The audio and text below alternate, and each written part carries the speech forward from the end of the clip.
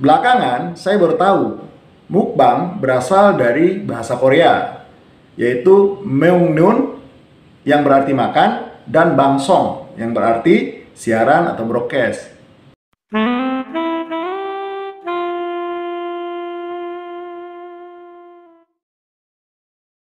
Assalamualaikum warahmatullahi wabarakatuh. Jumpa lagi dengan saya, Serdadu Medis Dunia Maya. Apa kabar Anda semua sob? Mudah-mudahan sehat terus ya. Pada video kali ini, saya akan membahas tentang mukbang.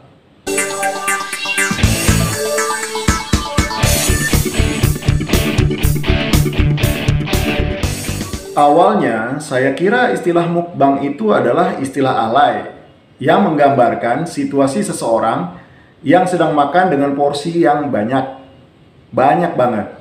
Ternyata bukan itu sob. Belakangan saya baru tahu mukbang berasal dari bahasa Korea, yaitu meungneun yang berarti makan dan bangsong yang berarti siaran atau broadcast. Nah, saya nggak tahu ya apakah pengucapan bahasa Korea tadi benar atau enggak. Tapi arti mukbang artinya adalah kegiatan makan yang disiarkan atau dipertontonkan di media layar kaca seperti televisi atau handphone. Maka dari itu, sekarang banyak banget bisa kita temui channel-channel di YouTube yang kontennya tentang mukbang, baik itu dari luar negeri maupun dari dalam negeri. Yang menjadi daya tarik bagi saya untuk membahas mukbang adalah mengenai porsi jumbonya sob. Karena saat ini mukbang sudah bergeser dari pengertian asalnya menjadi kegiatan makan dengan porsi super banyak yang tadinya bisa untuk 3 sampai 5 orang, tapi dilakukan oleh hanya 1 orang saja sob. Gila nggak tuh? Banyak banget kan berarti porsinya. Sekarang kita bahas hal yang bisa berbahaya ya pada saat mukbang. Yang sering kali dilewatkan pada saat mukbang adalah proses mengunyah yang berkualitas. Kenapa saya ngomong seperti itu? Kenapa saya bisa bicara seperti itu? Karena mereka kan mengejar durasi video ya. Mereka seringkali memasukkan makanan secara cepat dan banyak ke dalam mulut secara bersamaan. Makanan tidak terkunyah dengan baik, melainkan hanya transit sebentar di mulut untuk kemudian dikunyah sebentar dan langsung ditelan. Begitu prosesnya berlangsung berulang-ulang sampai makanannya habis. Padahal di mulut seharusnya sudah mulai terjadi proses pencernaan makanan. Karena di mulut inilah terdapat berbagai macam enzim pencernaan, seperti misalnya enzim lisozim, betain, bromelase, dan amilase. Enzim amilase inilah yang melakukan fungsi pencernaan, yaitu memecah bahan makanan berupa pati untuk diubah menjadi bentuk yang lebih sederhana, yaitu maltosa.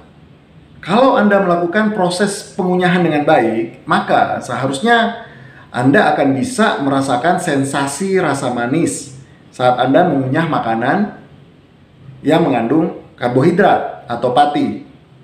Dan proses ini biasanya memakan waktu tidak kurang dari 30 detik untuk sekali suapan makanan. Yang kedua, mengapa mukbang bisa berpotensi membahayakan?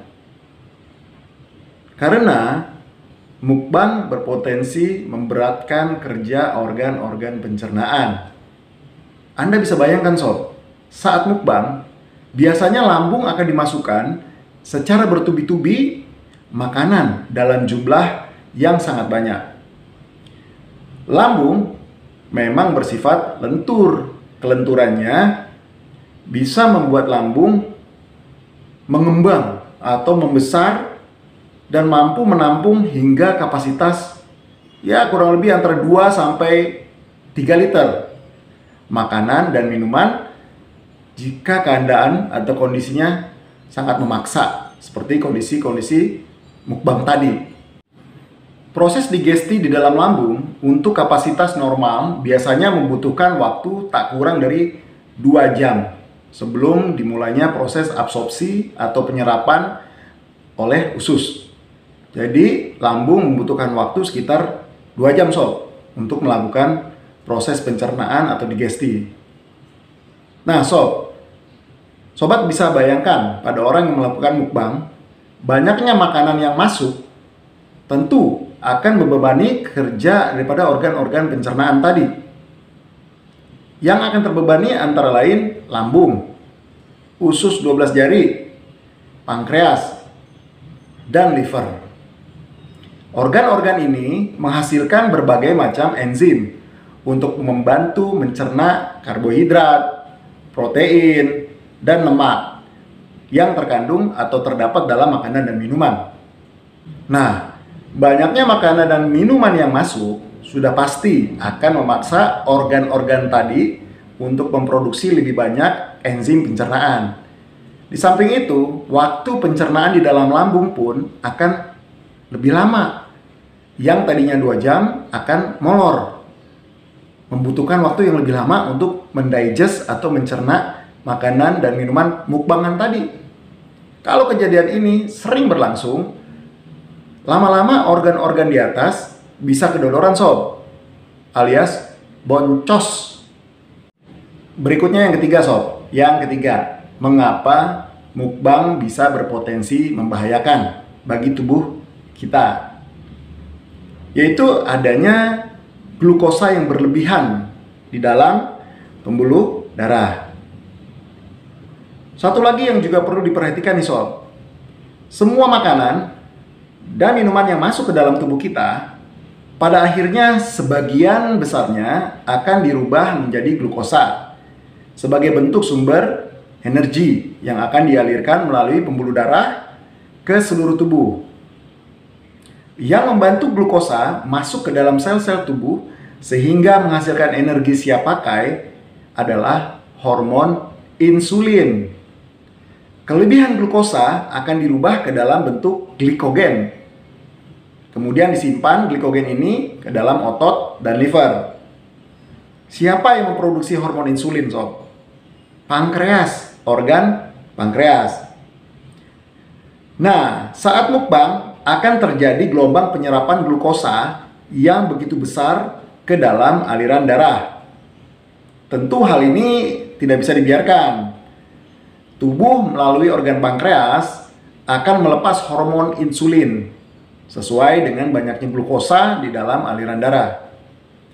Glukosa tersebut akan dirubah menjadi energi oleh bantuan hormon insulin. Sobat sehat bisa bayangkan berapa banyak insulin yang harus diproduksi kalau kapasitas makan berlipat menjadi 3 atau 5 kali lipat dari normal. Pankreas harus kerja ekstra keras.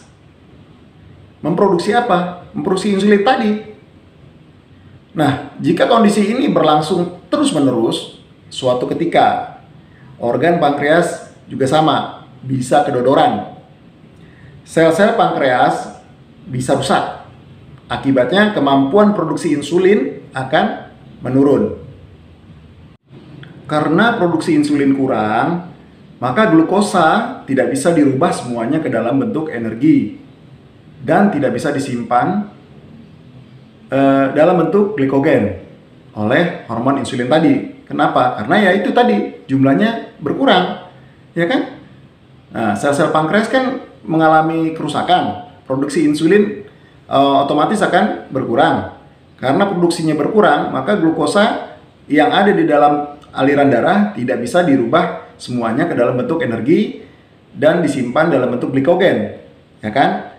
Nah, apa yang terjadi? Otomatis tubuh akan kelebihan glukosa. Kondisi ini disebut hiperglikemia. Dan kondisi inilah yang disebut dengan diabetes mellitus atau penyakit kencing manis. Dan ini bisa sangat berbahaya sob. Satu hal lagi sob, lambung yang sudah sering meregang atau mengembang ya karena mukbang ini, maka akan menuntut pemiliknya untuk memasukkan makanan dalam jumlah yang banyak setiap harinya. Karena apa? Karena ketika dia merasakan lapar, dia akan mulai memasukkan makanan dan minuman dalam jumlah yang banyak ke dalam perutnya. Ukuran lambung kan sudah berubah, sudah menjadi lebih besar dari ukuran semestinya karena sudah terbiasa mukbang. Nah, otomatis rasa lapar akan lebih lambat hilang dan perlu lebih lama waktu atau lebih banyak makanan untuk mencapai level kenyang. Kondisi ini lama-lama bisa menyebabkan overweight atau bahkan obesitas. Maka dari itu sob, kalau Anda mau mukbang, maka tolong perhatikan hal-hal berikut ini. Yang pertama, biarkan Anda merasa dalam level lapar yang cukup, ya, baru mukbang.